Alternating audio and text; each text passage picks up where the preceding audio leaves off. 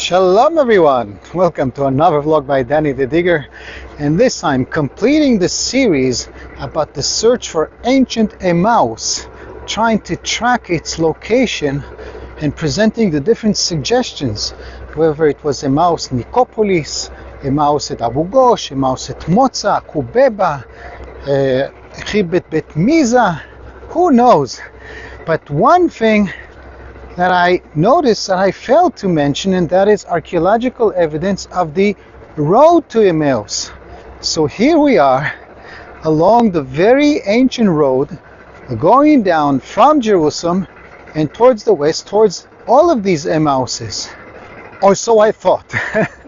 Because I remember as a student taking a class of ancient Roman roads that there was a road going down from Givat Shaul and down to Moza, which was labeled as the Roman road. I always thought it was this very road in which I'm walking now. Of course, the asphalt here is modern, but one can still see some gravel and what might be considered as ancient pavement. There's another section there which looks even more convincing. But then while, asking around, one of my friends told me, no, Danny, the real ancient Roman road going down from Jerusalem towards Emmaus is actually further down in the valley. Aha! You see why one can get confused, because here you can see the bedrock, and you could argue that maybe this was set up already centuries ago.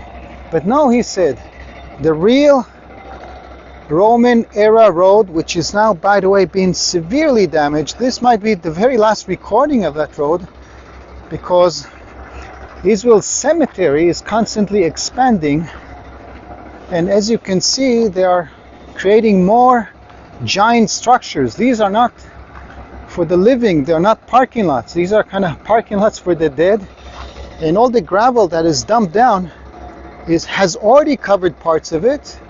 But he told me that you could still track two places where that can be seen down there. So that's where I'm going next, assuming I can find a path. Hold on. This might be a bit more tricky than I thought.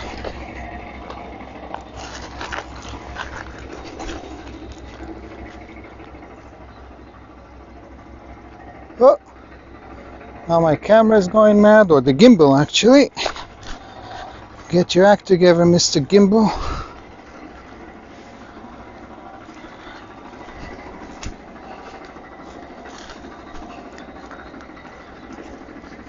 Okay. There's also a big pipeline that was constructed here. Wow. Look at the other side.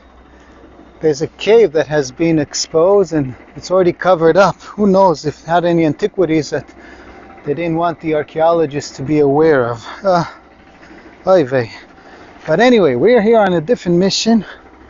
We're trying to spot any remains of the old road. And I have to confess, I don't see anything around here.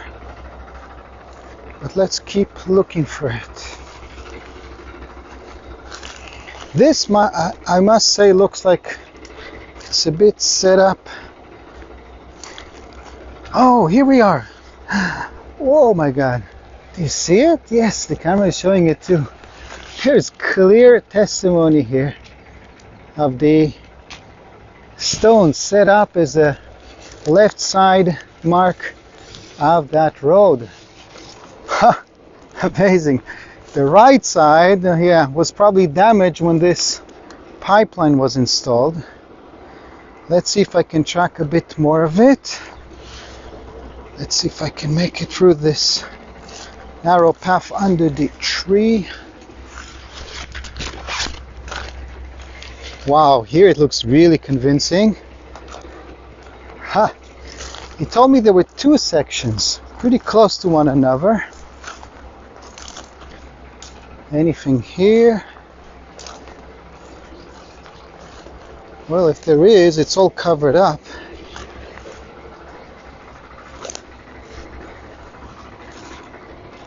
Ah, beautiful cyclamens. marking the winter is getting close to its end. Yes, there's more here, just as he told me. Look at this.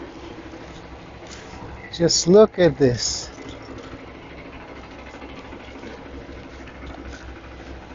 The side pavement of the road to Emmaus.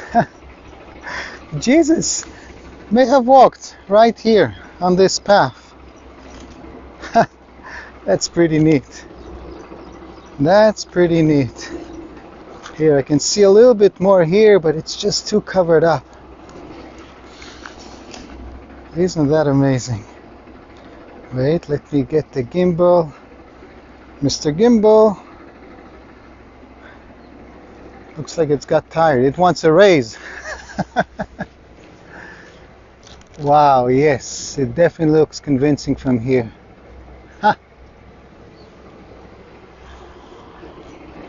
Now, he also told me that if you follow the pipeline,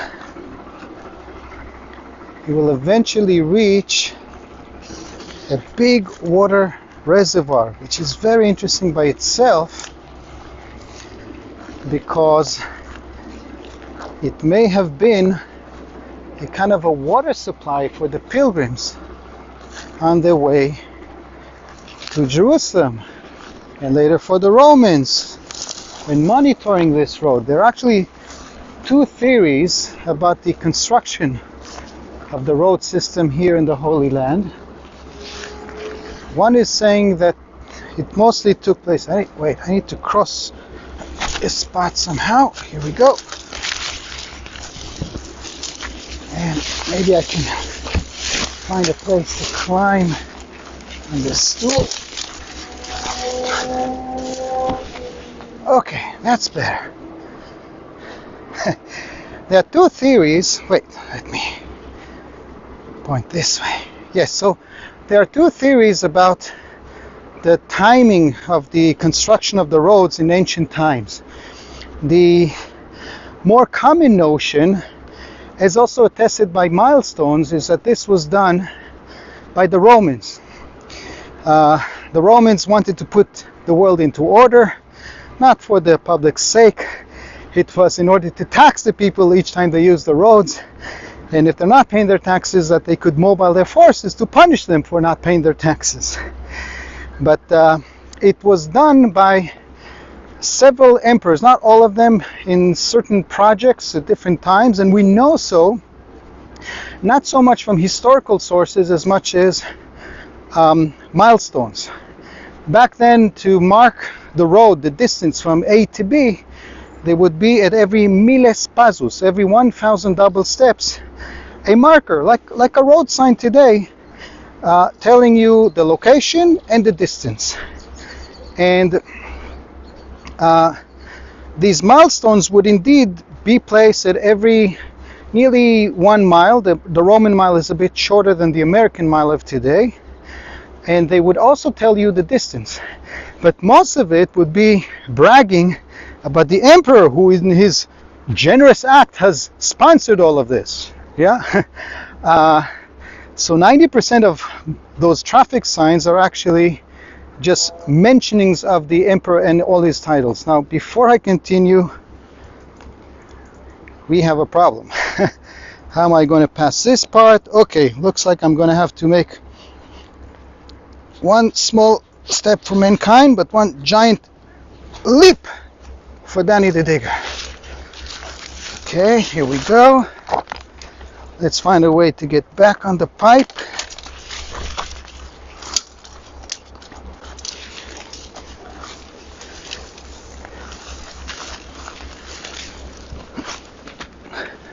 Okay, mission accomplished. So, where were we?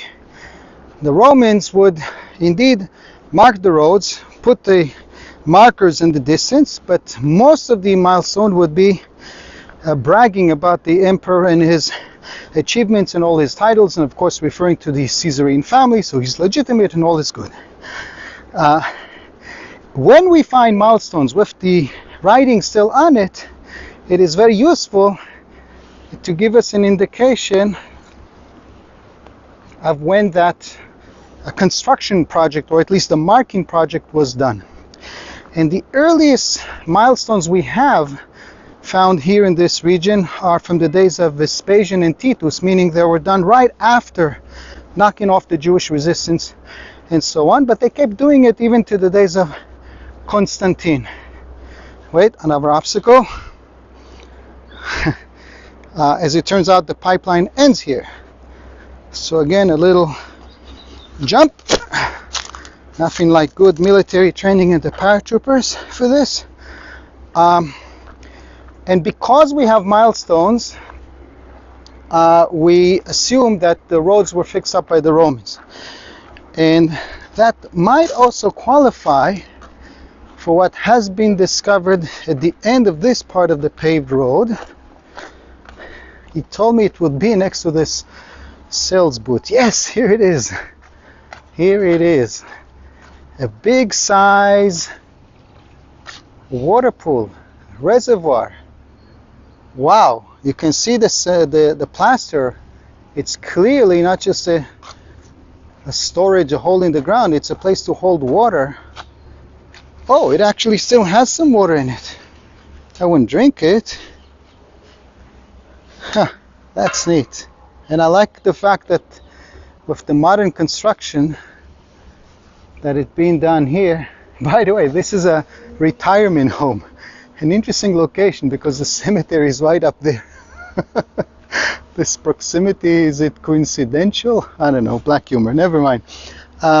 This water reservoir is very interesting, and when I first heard about this, I was thinking, oh, maybe this is another one of those ritual baths. We know that sometimes along the roads we find also ritual baths, but this is not the case.